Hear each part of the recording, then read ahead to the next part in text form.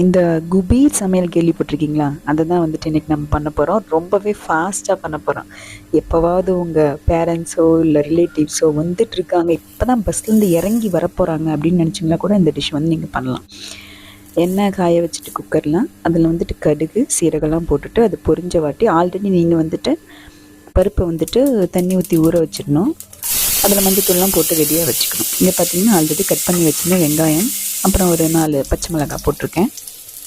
இதை வந்துட்டு வணங்கின வேட்டி 2-3 தக்காளி, நிறைய தக்காளி போடணும். நீங்கள் வெஜிடபிள்ஸ் சேர்க்க போகிறீங்கன்னா புளி ஊற்ற மாட்டோம். ஸோ புளி ஊற்ற மாட்டோம். அந்த புளிப்புக்காக வந்துட்டு இங்கே வந்துட்டு டொமேட்டோ போட்டுக்கிறோம். 4-5 கூட நம்ம போட்டுக்கலாம். நல்லா தான் டேஸ்ட்டாக இருக்கும். அப்புறம் உப்பு வந்து அதை நல்லா வணங்கிடும்.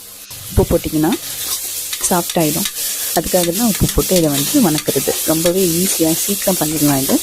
இதுக்கு வந்துட்டு நான் யூஸ் பண்ணுற பருப்பு ஒரே விசிலில் வந்துட்டு வெந்துடும். அந்த மாதிரி பருப்பு வந்து நீங்கள் யூஸ் பண்ணணும். அவசரத்துக்காக வாங்கி வச்சுக்கலாம். எப்பப்பெல்லாம் ரிலேட்டிவ்ஸ் இல்லை ரொம்ப பசிக்குது அப்படிங்கிறப்ப வாங்கிக்கலாம். நான் வந்து சக்தி மசாலா பவுடர் கூட இதில் யூஸ் பண்ணியிருக்கேன்.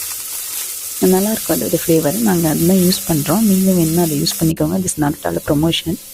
அப்புறம் வந்து பார்த்திங்கன்னா என்னென்ன காய்கறிலாம் வெட்டி வச்சுருக்கோமோ, என்னென்னலாம் போட முடியுமோ அதெல்லாம் போடணும். பாகக்காய் அதெல்லாம் நீங்கள் வந்து அவாய்ட் பண்ணணும். கத்திரிக்காய், முட்டைக்கோஸ்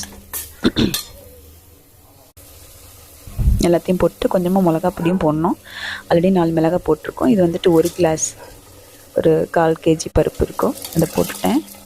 இதுக்கு வந்துட்டு 2-3 பாகம், 1 கிளாஸ் நீங்கள் பருப்பு போட்டிங்கன்னா ஒரு 3 கிளாஸாவது தண்ணி ஊற்றணும். இல்லைனா ரொம்ப கெட்டியாக இருக்கும். ஸோ ஊற்றிட்டு விசில் போட்டுட்டு இந்த கொத்தமல்லி தூவி ஒரே ஒரு விசில் வந்தாவே போதும். இந்த பருப்புக்கு நல்லா வெந்துடும். அப்புறம் பார்த்திங்கன்னா கொத்தமல்லியை ஃப்ரெஷ்ஷாக போட்டுட்டு உப்பு வரைக்குதா இல்லையான்னு பார்த்துட்டு உப்பு போட்டுட்டு சாப்பிட்லாம். ரெடி.